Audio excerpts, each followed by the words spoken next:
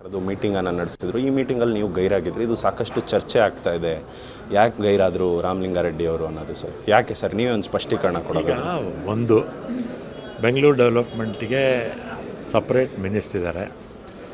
ಆಮೇಲೆ ಇನ್ನೊಂದು ಅಷ್ಟು BMRDA BDA ಇದಕ್ಕೆಲ್ಲ CM ನೋಡ್ಕೊಳ್ತಾರೆ ಅದಲ್ವ. ಅವರಿಬ್ಬರು ನೋಡ್ಕೊಳ್ಳೋವಾಗ ನಾವು ಮಧ್ಯದಲ್ಲಿ ಹೋಗೋದು ಚೆನ್ನಾಗಿರಲ್ಲ.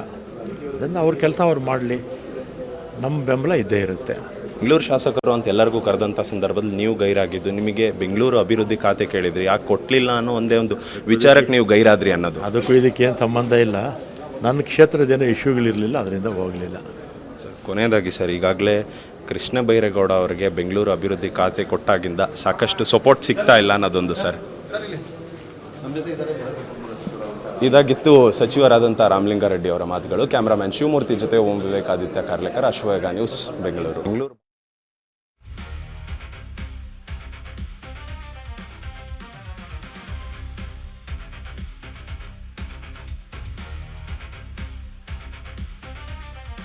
ಶಾಸಕರಿಗೆಲ್ಲ ಕರೆದು ಮೀಟಿಂಗನ್ನು ನಡೆಸಿದ್ರು. ಈ ಮೀಟಿಂಗಲ್ಲಿ ನೀವು ಗೈರಾಗಿದ್ರಿ. ಇದು ಸಾಕಷ್ಟು ಚರ್ಚೆ ಆಗ್ತಾ ಇದೆ.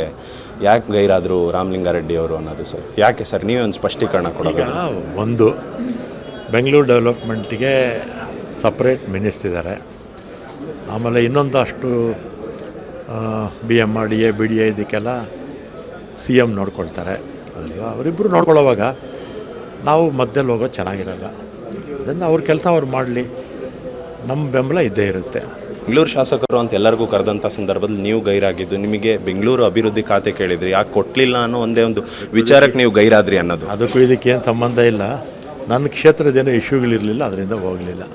ಸರ್ ಕೊನೆಯದಾಗಿ ಸರ್, ಈಗಾಗಲೇ ಕೃಷ್ಣ ಬೈರೇಗೌಡ ಅವರಿಗೆ ಬೆಂಗಳೂರು ಅಭಿವೃದ್ಧಿ ಖಾತೆ ಕೊಟ್ಟಾಗಿಂದ ಸಾಕಷ್ಟು ಸಪೋರ್ಟ್ ಸಿಗ್ತಾ ಇಲ್ಲ ಅನ್ನೋದೊಂದು ಸರ್. ಇದಾಗಿತ್ತು ಸಚಿವರಾದಂಥ ರಾಮಲಿಂಗಾರೆಡ್ಡಿ ಅವರ ಮಾತುಗಳು. ಕ್ಯಾಮ್ರಾಮನ್ ಶಿವಮೂರ್ತಿ ಜೊತೆ ಓಂ ವಿವೇಕ್ ಆದಿತ್ಯ ಕಾರ್ಲೇಕರ್, ಅಶ್ವವೇಗ ನ್ಯೂಸ್, ಬೆಂಗಳೂರು ಭಾಗದ ಶಾಸಕರಿಗೆ. ಓಂ ವಿವೇಕ್ ಆದಿತ್ಯ ಕಾರ್ಲೇಕರ್, ನನ್ನ ಕಲೀಗ್, ನಮ್ಮ political correspondent, is on live chat. Yes, ಅವ್ರ ಜೊತೆ ಕಾನ್ವರ್ಸೇಷನ್ ಮಾಡೋಣ.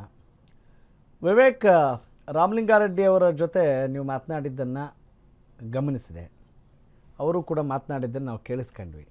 ನಿಮಗೇನು ಅನ್ನಿಸ್ತು ಅವರ ಮಾತನ್ನು ಕೇಳಿದಾಗ?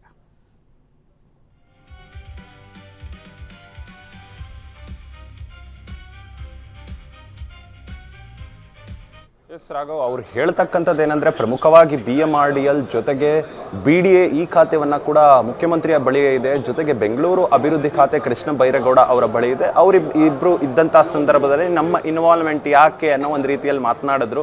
ಅವರಿದ್ದಂಥ ಸಂದರ್ಭದಲ್ಲಿ ನಾವು ಯಾಕೆ ಆ ವಿಚಾರಕ್ಕೆ ತಲೆ ಹಾಕಬೇಕು ಅನ್ನೋ ಅರ್ಥದಲ್ಲಿ ಕೂಡ ಸಚಿವರು ಹೇಳಿದ್ದಾರೆ ಅಂತಲೇ ಹೇಳ್ಬೋದು. ಜೊತೆಗೆ ನಾನು ಮತ್ತೊಂದು ಪ್ರಶ್ನೆಯನ್ನು ಕೂಡ ಕೇಳ್ತೀನಿ. ಆಗಲೂ ಕೂಡ ಅವ್ರು ಹೇಳ್ತಕ್ಕಂಥದ್ದು, ನನ್ನ ಕ್ಷೇತ್ರದಲ್ಲಿ ಯಾವುದೇ ಸಮಸ್ಯೆ ಇರಲಿಲ್ಲ, ಆ ನಿಟ್ಟಿನಲ್ಲಿ ನಾನು ಆ ಸಭೆಗೆ ಗೈರಾಗಿದ್ದೆ ಅಂತ ಹೇಳ್ತಾರೆ. ಆದರೆ ನಾನು ಕೇಳ್ತೀನಿ ಅವರಿಗೆ, ಎಲ್ಲ ಶಾಸಕರು, ಬೆಂಗಳೂರಿನ ಎಲ್ಲ ಶಾಸಕರನ್ನ ಕರೆದಿದ್ರು ಕೂಡ ನೀವು ಯಾಕೆ ಗೈರಾದ್ರಿ ಅಂದರೆ, ನನ್ನ ಕ್ಷೇತ್ರದಲ್ಲಿ ಸಮಸ್ಯೆ ಇಲ್ಲ ಅಂತ ಹೇಳ್ತಾರೆ. ಹಾಗಿದ್ರೆ ಇವರು ಬೆಂಗಳೂರು ಶಾಸಕರ ಅಲ್ವಾ ಅನ್ನೋದು ಒಂದು ಕಡೆ ಪ್ರಶ್ನೆ ಉದ್ಭವ ಆಗುತ್ತೆ. ಜೊತೆಗೆ ಸಮಸ್ಯೆ ಇದ್ರೆ ಮಾತ್ರ ಇವರು ಆ ಸಭೆಗೆ ಹೋಗ್ಬೇಕಿತ್ತ? ಬೆಂಗಳೂರಿನ ಎಲ್ಲ ಶಾಸಕರಿಗೂ ಕರೆದಂತ ಸಂದರ್ಭದಲ್ಲಿ ಇವ್ರ ಸಮಸ್ಯೆ ಇದ್ರೆ ಮಾತ್ರ ಅಲ್ಲಿಗೆ ಹೋಗ್ಬೇಕಿತ್ತ ಅಂತ ಈ ವಿಚಾರವನ್ನ ನೋಡಿದ್ರೆ, ಎಲ್ಲ ಒಂದ್ ಕಡೆ ಮುಂದಿನ ದಿನಗಳಲ್ಲಿ ಸಚಿವರಾದಂಥ ರಾಮಲಿಂಗಾರೆಡ್ಡಿ ಅವರು ಬೆಂಗಳೂರಿನ ಯಾವುದೇ ಸಮಸ್ಯೆ ಬಂದರೂ ಕೂಡ ಅವರ ಕ್ಷೇತ್ರದಲ್ಲಿ ಅವರು ಬಗೆಹರಿಸ್ಕೊಳ್ತಾರೆ, ಬೆಂಗಳೂರು ಅಭಿವೃದ್ಧಿ ಸಚಿವರ ಬಳಿ ಹೋಗೋದಿಲ್ಲ ಅನ್ನೋದು ಒಂದು ರೀತಿಯಾಗಿ ಕ್ಲಿಯರ್ ಆಗಿ ಕಂಡು ಬರ್ತಾ ಇದೆ. ಯಾಕಂದ್ರೆ ಅವರು ಈ ರೀತಿಯಾಗಿ ಇವತ್ತು ನಡೆದುಕೊಂಡ ರೀತಿ, ಮೊನ್ನೆ ಸಭೆಗೆ ಗೈರಾದಂಥ ರೀತಿ, ಮತ್ತೆ ಇವತ್ತು ಕೊಟ್ಟಂತ ಏನು ಸ್ಟೇಟ್ಮೆಂಟ್ ಇದೆ, ಈ ಸ್ಟೇಟ್ಮೆಂಟ್ ಅನ್ನ ಗಮನಿಸಿದ್ರೆ ನಾವು ಕ್ಲಿಯರ್ ಆಗಿ ಹೇಳಬಹುದು, ಮುಂದಿನ ದಿನದಲ್ಲಿ ಇವರ ಕ್ಷೇತ್ರದಲ್ಲಿ ಯಾವುದೇ ಒಂದು ಸಮಸ್ಯೆ ಬಂದರೂ ಕೂಡ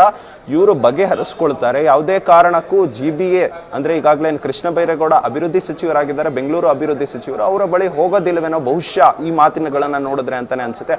ಜೊತೆಗೆ ಮತ್ತೊಮ್ಮೆ ಕೃಷ್ಣ ಬೈರೇಗೌಡ ಅವರು ಏಕಾಂಗಿ ಆಗಿದ್ದಾರೆ, ಅವ್ರಿಗೆ ಸಾಥ್ ಸಿಗ್ತಾ ಇಲ್ಲ ಅಂತ ಕೇಳಿದಂತ ಸಂದರ್ಭದಲ್ಲಿ ಯಾವುದೇ ಪ್ರತಿಕ್ರಿಯೆಯನ್ನ ಕೊಡದೆ ಹಾಗೆ ಆ ರೀತಿಯಾಗಿ ತೆರಳು ಬಿಡ್ತಾರೆ. ಎಲ್ಲ ಒಂದ್ ಕಡೆ ಈ ರೀತಿಯಾಗಿ ನೋಡ್ತಾ ಹೋದ್ರೆ ಇನ್ನೂ ಕೂಡ ಅಂದ್ರೆ ಈ ಕಾಂಗ್ರೆಸ್ ಸರ್ಕಾರದಲ್ಲಿ ಏನ್ ಗೊಂದಲ ಇತ್ತು, ಸಚಿವ ಸಂಪುಟ ಹಂಚಿಕೆ ಆದ್ಮೇಲೂ ಕೂಡ ಒಂದ್ ರೀತಿಯಾಗಿ ಒಪ್ಕೊಳ್ಳದೆ ಇದ್ದಂಥದ್ದು, ಜೊತೆಗೆ ಅವರು ಒಂದು ದಿನ ಪೂರ್ತಿ ಯಾರ ಕೈಗೂ ಕೂಡ ಸಿಗೋದಿಲ್ಲ, ಈ ಎಲ್ಲವನ್ನು ಕೂಡ ಗೊಂದಲವನ್ನು ಕೂಡ ಅಂದ್ರೆ CM ಅವರೇ ನೇರವಾಗಿ ರಾಮಲಿಂಗಾರೆಡ್ಡಿ ಅವರಿಗೆ ಹೋಗಿ ಭೇಟಿ ಮಾಡಿ ಖಾಸಗಿ ಹೋಟೆಲ್ನಲ್ಲಿ ಸುಮಾರು ಗಂಟೆಗಳ ಕಾಲ ಚರ್ಚೆ ಮಾಡಿ, ಮಿಡ್ ನೈಟ್ ತನಕ ಚರ್ಚೆ ಮಾಡಿ ಮಾಡಿದ್ರು. ಆ ಸಂದರ್ಭದಲ್ಲಿ ಇವರು ಈ ಖಾತೆಯನ್ನ ಒಪ್ಕೊಂಡ್ರು, ಜಲಸಂಪನ್ಮೂಲ ಖಾತೆಯನ್ನ. ಅಲ್ಲಿವರೆಗೂ ಕೂಡ ರಾಮಲಿಂಗಾರೆಡ್ಡಿ ಅವರು ಅವರ ಮುನಿಸು ಅದೇ ರೀತಿಯಾಗಿ ಮುಂದುವರಿತಿತ್ತು. ಈಗಲೂ ಕೂಡ ಮೌಖಿಕವಾಗಿ ಯಾವುದೇ ಬಹಿರಂಗ ಹೇಳಿಕೆಯನ್ನ ಕೊಡದೆ, ಎಲ್ಲಿ ಹೋಗಿ ಸಭೆಗಳಿಗೆ ಭೇಟಿ ಆಗದೆ, ಅಂದ್ರೆ ಕೃಷ್ಣ ಬೈರೇಗೌಡ ಅವರಿಗೆ ಭೇಟಿ ಆಗದೆ, ಬೆಂಗಳೂರು ವಿಚಾರಕ್ಕೆ ಸಂಬಂಧಪಟ್ಟಂತ ಎಸ್ ಬಹುಶಃ ಸಂಪರ್ಕ ಸಾಧ್ಯ ಆಗ್ತಾ ಇಲ್ಲ ಡ್ಯೂ ಟು ಟೆಕ್ನಿಕಲ್ ಇಶ್ಯೂ. ಯಾವ ಶಾಸಕರು ಕೂಡ ಸಪೋರ್ಟ್ ಕೊಡ್ತಿಲ್ಲ ಅಂತ ಆ ನಿಟ್ಟಿನಲ್ಲಿ ನಡೆದಂತ ಸಭೆಯಲ್ಲಿ ಇವರು ಗೈರಾಗಿರ್ತಕ್ಕಂಥದ್ದು ಇನ್ನಷ್ಟು ಹೆಚ್ಚು ಕುತೂಹಲ ಮೂಡಿಸಿತ್ತು. ಹೆಸರಾಗು ನಿಜ. ವಿವೇಕ್, ಈಗ ಒಂದು ಕಡೆ ಆರಂಭದಲ್ಲಿ ರಾಜೀನಾಮೆ ಪ್ರಹಸನವನ್ನು ನೋಡಿದ್ವಿ ನಾವು. ರಾಜೀನಾಮೆ ಕೊಡ್ತಾರೆ, ಆಮೇಲೆ ವಾಪಸ್ ತೆಗೆದುಕೊಳ್ತಾರೆ. ಅಂದರೆ ಇವರಿಗೆ ಯಾವ ಭರವಸೆಯನ್ನು ಕೊಟ್ಟು, ಯಾವ ಆಶ್ವಾಸನೆಯನ್ನು ಕೊಟ್ಟು ಇವರಿಗೆ ಜಲಸಂಪನ್ಮೂಲ ಖಾತೆ ಕೊಡ್ತಾರೆ ಅನ್ನೋದು ಒಂದು ವಿಚಾರ. ಮತ್ತು ನಾನು ಯಾವುದನ್ನು ಕೇಳಲ್ಲ, ನನಗೆ ಯಾವ್ದು ಕೊಟ್ಟಿದ್ದಾರೆ ಅದನ್ನು ಸ್ವೀಕರಿಸ್ತೀನಿ ಅನ್ನೋ ಮಾತನ್ನು ಅವರೇ ಹೇಳಿದ ಮೇಲೆ ಈ ಮುನಿಸು ಆಡಳಿತದ ಮೇಲೆ ಏನಾದರೂ ಪರಿಣಾಮ ಬೀರುತ್ತಾ, ಅಥವಾ still he has any expectation to change his portfolio? Vivek. Yes Raghav, portfolio change ಮಾಡೋದ್ರ ಬಗ್ಗೆ ಇನ್ನೂ ಸಚಿವ ಸಂಪುಟ ಏನು ಇಲ್ಲಿವರೆಗೂ ಕೂಡ ಕಂಪ್ಲೀಟ್ಲಿ ಫಿಲ್ ಆಗಿಲ್ಲ. ಫಿಲ್ ಆದಂಥ ಸಂದರ್ಭದಲ್ಲಿ ಗೊತ್ತಾಗುತ್ತೆ ಯಾವ ರೀತಿಯಾಗಿ ಏನಾದರೂ ಚೇಂಜಸ್ ಮಾಡ್ತಾರಾ, ಇವರಿಗೆ ಹೆಚ್ಚುವರಿ ಖಾತೆಯನ್ನು ಕೂಡ ಕೊಡ್ತಾರ ಅಂತ. ಯಾಕಾಗಲೇ ಇಲ್ಲಿ ವಿಧಾನಸೌಧದಲ್ಲಿ ಅಲಾಟ್ ಮಾಡಿರುವಂಥ ಕೊಠಡಿಗಳನ್ನು ನೋಡ್ತಾ ಹೋದರೆ ಇವರಿಗೆ 4 ಕೊಠಡಿಗಳನ್ನು ಕೊಡ್ತಾರೆ, ಒಂದು ಸಚಿವರಿಗೆ 2 ಕೊಠಡಿಗಳನ್ನು ಕೊಡ್ತಾರೆ. ಆದರೆ ಇವ್ರಿಗೆ 4 ಕೊಠಡಿಗಳನ್ನು ಕೊಟ್ಟಿರೋದು ನೋಡಿದ್ರೆ ಇವ್ರಿಗೆ ಹೆಚ್ಚುವರಿ ಖಾತೆಯನ್ನು ಕೊಡುವಂಥ ಎಲ್ಲ ಸಾಧ್ಯತೆಗಳಿದೆ. ಅಂದರೆ ಕ್ಯಾಬಿನೆಟ್ ರೀಶಫಲ್ ಆದಂಥ ಸಂದರ್ಭದಲ್ಲಿ ಹೆಚ್ಚುವರಿ ಖಾತೆಯನ್ನು ಇವರಿಗೆ ಕೊಡ್ತಾರೆ ಅನ್ನೋ ಒಂದು ಮಾಹಿತಿ ಕೂಡ ಇದೆ. ಆ ಸಂದರ್ಭದಲ್ಲಿ ಮತ್ತೆ ಇವರು ಮುನಿಸಿಗೆ ಒಳಗಾಗ್ತಾರಾ, ಅಥವಾ ಇವರಿಗೆ ಮನವೊಲಿಸುವಂತ ಪ್ರಯತ್ನಕ್ಕೆ ಮುಂದಾಗಿ ಸರ್ಕಾರ ಇವ್ರಿಗೆ ಬೇಕಿರುವಂತ ಖಾತೆ ಜೊತೆಗೆ ಅಡಿಷನಲ್ ಖಾತೆಯಾಗಿ ಕೊಡುತ್ತಾ ಅನ್ನೋದು ಒಂದ್ ಕಡೆ ಎಕ್ಸ್ಟ್ರಾ ಪ್ರಶ್ನೆ ಆಗಿರುತ್ತೆ.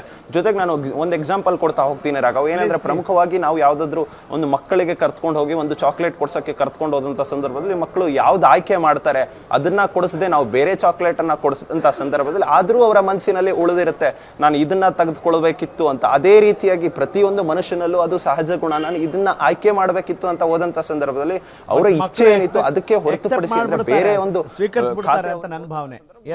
ಇದ್ದೇ ಇರುತ್ತೆ. ಆ ಖಾತೆ ನನಗೆ ಎಸ್ ರಾಘವ್, ಏನಂದ್ರೆ ಇವ್ರು ಬಂದ್ಬಿಟ್ಟು ಮತ್ತೆ ಮನಸ್ಸಿನಲ್ಲಿ ಅದೇ ರೀತಿಯಾಗಿ ಇವ್ರಿಗೆ ಏನು ಆ ಖಾತೆ ಮೇಲೆ ಪ್ರೀತಿ ಇತ್ತು ಆ ಖಾತೆ ಅದೇ ರೀತಿಯಾಗಿ ಉಳಿದುಕೊಳ್ಳುತ್ತೆ. ಯಾಕಂದ್ರೆ ಈ ಹಿಂದಿನ ವಿಚಾರದಲ್ಲೂ ಕೂಡ ನೋಡ್ತಾ ಹೋದ್ರೆ ಇವರು ಬೆಂಗಳೂರು ಅಭಿವೃದ್ಧಿ ಖಾತೆ ಬೇಕು ಅಂತ ಹೋದಂತ ಸಂದರ್ಭದಲ್ಲಿ ಅಂದ್ರೆ ಆ ಸಂದರ್ಭದಲ್ಲಿ DCM ಆಗಿದ್ರು DK ಶಿವಕುಮಾರ್ ಅವರು ಬೆಂಗಳೂರು ಅಭಿವೃದ್ಧಿ ಖಾತೆಯನ್ನ ಇಟ್ಕೊಳ್ತಾರೆ. ಅಂದ್ರೆ 2023 ಸಂದರ್ಭದಲ್ಲಿ ಅಲ್ಲಿಂದ ಕೂಡ ಮುಂದಿನ ಬಾರಿ ನನಗೆ ಸಿಗುತ್ತೆ ಅನ್ನೋ ಒಂದು ಇಚ್ಛೆಯಲ್ಲಿ ರಾಮಲಿಂಗಾರೆಡ್ಡಿ ಅವರು ಕಾದು ಕುಂತಿದ್ರು. ಒಂದ್ ಕಡೆ ಟವಲ್ ಹಾಕಿ ಕೂತಿದ್ರು ಬೆಂಗಳೂರು ಅಭಿವೃದ್ಧಿ ಖಾತೆಗೆ ಅಂತಾನೆ ಹೇಳ್ಬೋದು. ಆ ಸಂದರ್ಭದಲ್ಲಿ ಮತ್ತೆ ನಿರಾಸೆ ಉಂಟು ಆಗಿದೆ ಅವ್ರಿಗೆ. ಬಹುಶಃ ಮನುಷ್ಯನಲ್ಲಿ ಇರತಕ್ಕಂಥ ಸಹಜ ಗುಣ ಅವ್ರಿಗೆ ನೋವಾಗಿರ್ತಕ್ಕಂಥದ್ದು ಸಹಜ. ಅದಕ್ಕೆ ಅವ್ರು ರಾಜೀನಾಮೆ ಪರವನ್ನು ಕೂಡ ಮುಂದುವರಿಸಿದ್ರು. ರಾಜೀನಾಮೆ ಕೊಡ್ತೀನಿ ಅಂತ ಮತ್ತೊಮ್ಮೆ ಹೋಗಿ ಮುಖ್ಯಮಂತ್ರಿ ಅವರಿಗೆ ಮನವೊಲಿಸ್ತಕ್ಕಂಥ ಕೆಲಸಕ್ಕೆ ಮುಂದಾಗಿದ್ರು. ಆದ್ರೆ ಮತ್ತೆ ಈಗಲೂ ಕೂಡ ನಾನು ಯಾಕೆ ಹೋಗ್ಲಿ, ನನಗೆ ಸಿಗದೆ ಇದ್ದದಕ್ಕೆ ನಾನು ಯಾಕೆ ಎಂಟ್ರಾಗ್ಲಿ, ಸಾಕಷ್ಟು ಮನುಷ್ಯರಲ್ಲಿ ಆ ಗುಣ ಇರುತ್ತೆ.